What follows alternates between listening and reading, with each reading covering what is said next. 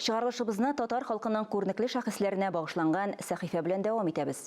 Бүген 13 февральдә халкыбызның яраткан, кабатланмас җырчысы, Россиянең атказанган артисты Вафира Гыйззатуллинаның туган көне. Исән булса, аңа бүген 77 яшь тулган булыр иде. Вафира Гыйззатуллина бүген дә төрле буыннар арасында бик популяр, яратылып, тыңлана торган җырчы. Безнең Татарстан дәүләт телерадио компания фондларында мәшһүр җырчының башкаруындагы 50дән артык халык җыры һәм татар композиторларының вокаль әсәрләре язмалары бар.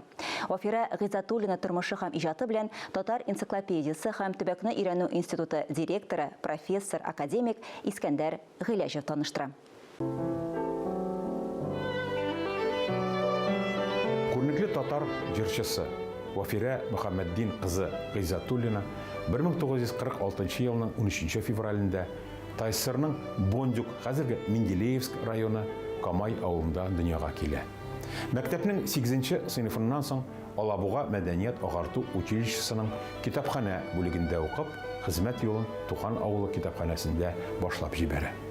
Шунда хор оештырып, аның солисты була.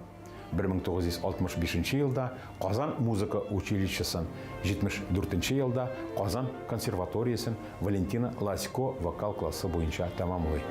1974-75 елларда Муса Җәлил исемендәге опера һәм балет театры, 75-94 елларда Габдулла Тукай исемендәге Татар дәүләт филармониясе, 1997-2001 елларда Татарстан дәүләт телевидение һәм радио компаниясе солисты буларак иҗат итә. 1978 елда атаклы композиторыбыз Нәҗип Җиһанов белән бергә Эстонияда уздырылган РСФСР әдәбияты һәм сәнгате көннәрендә Татарстан вәкиле буларак катнаша. Людмила Зыкина, Валентина Толкунова, Алла Пугачева, Ринат Ибрahimов, Геннадий Хазановлар белән бер сәхнәдә чыгыш ясый.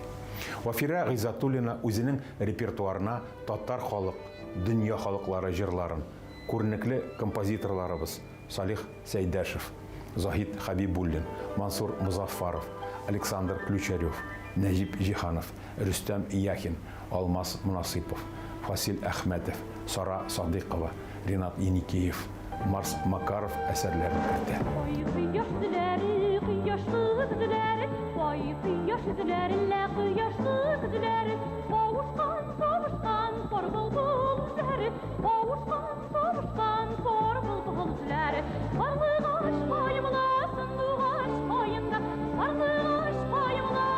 Ул ашык матур тавышка, күркәм тышкы кыяфәткә, нечкә лирик хис белән һәм күңел җылысын биреп җырлау сәләтенә ия җырчы буларак, гомум халык мәхәббәтен яулый. Татарстанның халык язучысы Туфан Миңнуллин аның турында Гыйззатуллинаның берсен кояшка тиң күргән Тукай. Кояш булгач, айда булсын. Кайда ул ай, ул Вафира син бугай дип язды. Җырчы илебезнең Карпаттан алып Камчаткага кадәрге шәһәрләрендә һәм күп кенә чит илләрдә Австрия, Германия, Польша, Төркия, Америка Кушма Штатлары һәм Кубада гастрольләрдә була. Радиодан һәм телевидениедан даими чыгышлар ясый. Аның иҗатының үрнәкләре татар җыр сәнгатенең алтын фондына керә. Татарстан дәүләт телевидение һәм радио компаниясе фондларында Вафира Гыйззатуллина башкаруындагы 50дән артык халык җыры һәм татар композиторларының вокаль әсәрләре язмалары саклана. 1974 елда Воронежда үткәрелгән Бөтен Россия вокалистлар конкурсы, 1978 елда Куба башкаласы Гаванада булып узган Бөтен дөнья яшьләр һәм студентлар фестивале конкурсы лауреаты. 1990 еллардан Вафира Гыйззатуллина милли мәдәниятне һәм сәнгатьне яңадан торгызу һәм үстерү өчен барган хәрәкәттә актив катнаша. Вафира Гыйззатуллина иҗаты татар концерт эстрадасында академик милли җыр сәнгатенең, халык һәм эстрада музыкасының иң югары үрнәкләрен үз эченә алган үзенчәлекле күренеш. Ул камера музыкасын үстерүгә һәм танытуга да зур өлеш керткән шәхес. Казанышлары өчен җырчы Каракалпак ССРның, ТССРның халык артисты, РСФСРның атказанган артисты исемнәренә лаек була. Кызы Камилә сүзләренә караганда, Каракалпакстанның халык артисты исеме бирелгәч, аңа шул республиканың мәдәният министры вазифасы тәкъдим ителә.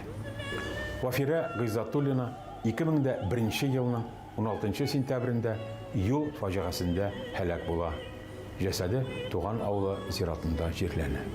2016 елда Камай авылында, 2021 елда Казанда ул яшәгән йорт диварына аның истәлегенә мемориаль такталар урнаштырыла. Камай авылы мәдәният йортына аның исеме бирелә. Даими рәвештә Вафира Гыйзатуллина исемендәге республика балалар һәм яшь үсмерләр җыр конкурсы үткәрелә.